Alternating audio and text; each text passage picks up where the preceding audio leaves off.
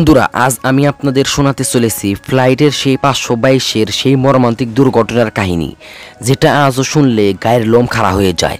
ঘটনা শুরু হয় যখন সারপ্রাইজের লার্নাকা ইন্টারন্যাশনাল এয়ারপোর্ট থেকে গেসের এথিস ইন্টারন্যাশনাল এয়ারপোর্টের দিকে রওনা দেয় ফ্লাইট 522। সময় ছিল সকাল 9টা 7 মিনিট। প্লেন তখন 115 জন যাত্রী এবং 6 জন কো মেম্বার মিলিয়ে মোট 121 জন ছিলেন।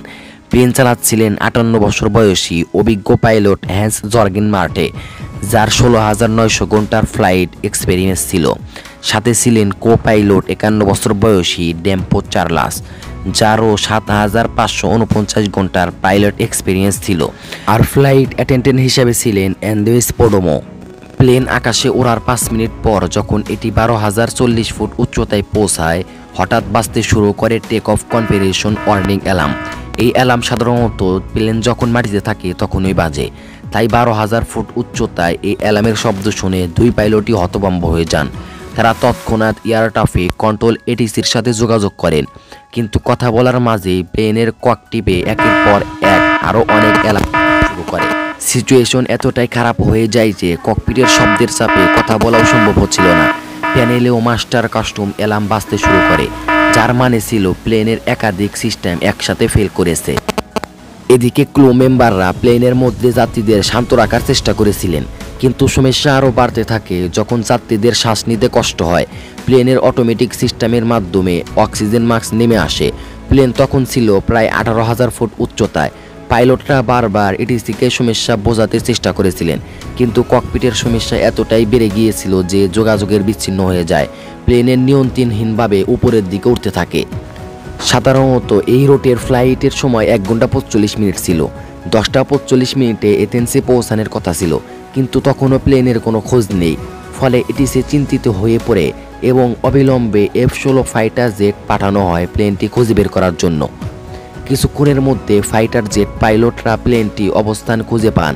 তারা প্লেনের কাছাকাছি গিয়ে যা দেখেন তা তাদের পুরো স্তব্ধ করে দিয়েছিলেন। ককপিটে দেখেন কো পাইলটের সিটে কেউ বসে আছে, আর মেন পাইলট অচেতন অবস্থায় ঝুলে রয়েছেন। প্লেনের ভিতরে তাকিয়ে দেখা গেল যাত্রীরা নিশ্চল বসে আছেন, কেউ কোনো প্রতিক্রিয়া দেখাচ্ছেন না। ঠিক 11টা 49 মিনিটে ফাইটার জেটের পাইলট দেখতে পান যে একজন ব্যক্তি ককপিটের দিকে এগিয়ে যাচ্ছে। সে ককপিটে ঢুকে পাইলটের সিটে বসার চেষ্টা করে এবং ফাইটার জেটের পাইলটের সাথে সতীর্থের মাধ্যমে যোগাযোগের চেষ্টা করে, কিন্তু শারীরিক অবস্থা এতটাই খারাপ ছিল যে সে কিছু বলতে পারছিল না। 11টা 50 মিনিটে প্লেনের বাম দিকের ইঞ্জিন বন্ধ হয়ে যায়, আর প্লেন হঠাৎ বাঁ দিকে হেলে নিচে নামতে শুরু করে।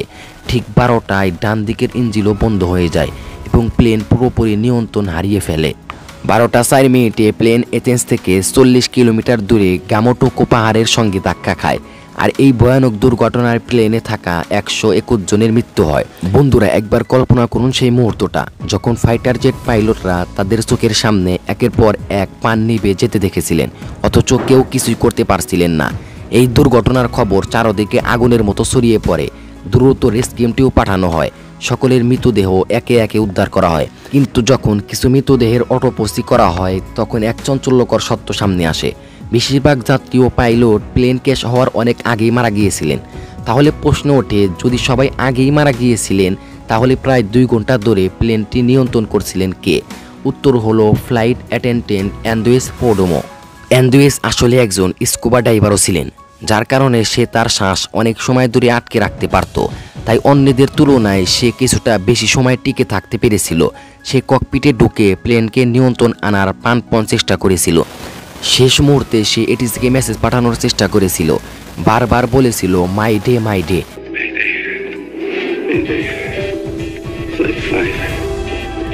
কিন্তু দুর্ভাগ্যবশত পরিস্থিতি বাঁচানোর মতো ছিল না।